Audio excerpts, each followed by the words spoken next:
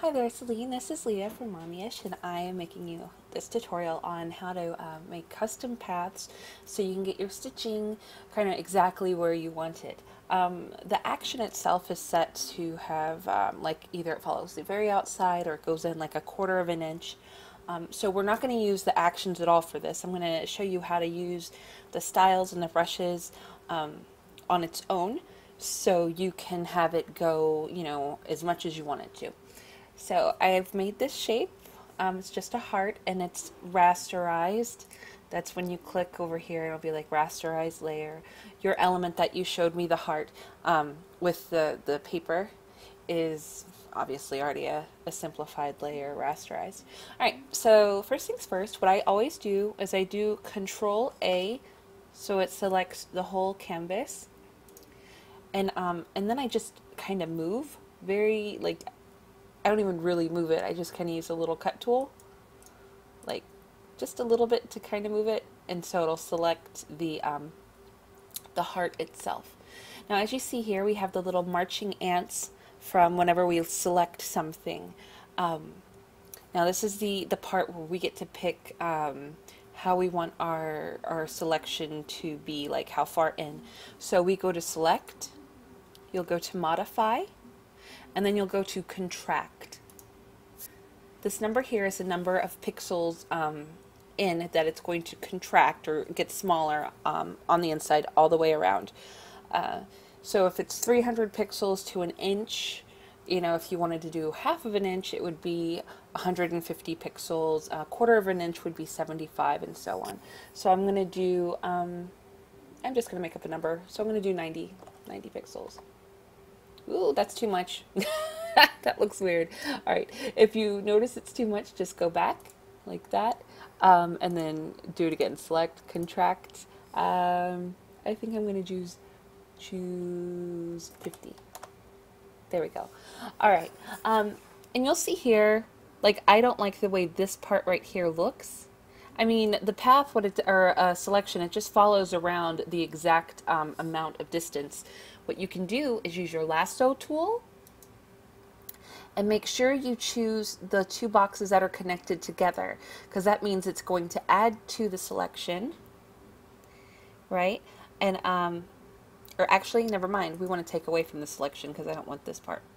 Take away from the selection, so I'm going to go like this. And it took that bit away. See? All right. The next thing we're going to do is you have your layers window.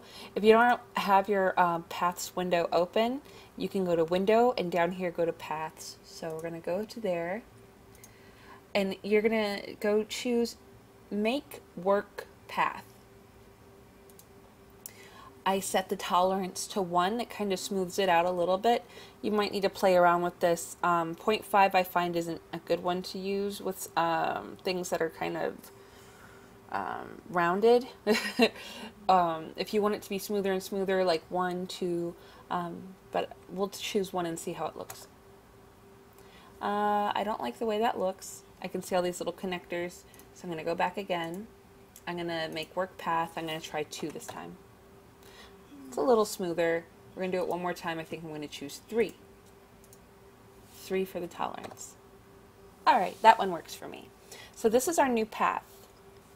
Now, we're going to go back to our layers, and we're going to create a new layer. This one is going to be our layer for our the holes. Then one more layer. This layer will be for the stitching. So you have your brushes loaded up here, and go down. Here's the brush, and here's the holes. All right, so you're going to choose your brush, and our top layer here, I'm going to change the name so you can see stitching. The one underneath it is holes.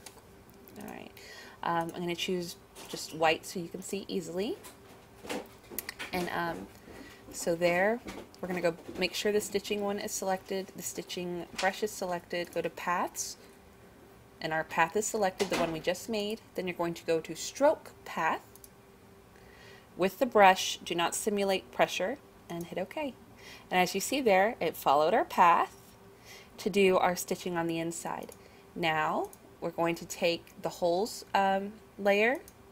We're going to choose the hole brush, go back to our path again, choose the path, and then go stroke path one more time. Don't simulate pressure, like that. It doesn't matter if what color the holes are because you're going to add the style to it. So we have our styles. This is the stitching hole, so it goes like that, and then the stitching style, like that. And there it is. That's how you would create paths on your own, and also to use the brushes with that. So it's paths to the side here, make work path, and then once you have your path, it's stroke path, and make sure that your correct brush is selected. I'm going to show you some other tools as well to kind of show you another way to make your own paths. I've deleted that one. You can use your pin tool here. Is one you can use freeform pin tool if you wanted. And what I choose here is to make the curve fit like 10, so it's not so sometimes it'll get like jaggedy, but this way you can, like if I was going to just draw really poorly, it makes this path for us. So your pin tool creates paths by hand. That's freeform. You can use the regular pin tool, which you connect, you know, like little curves together like that, and that creates different paths. So that's another way to do it. That's all playing with your pin tool. But yeah, there you go. I really hope that this has been helpful for you, and never be afraid to ask any questions. It's never bothering me. This is what I do. So have a wonderful, wonderful day. Bye bye.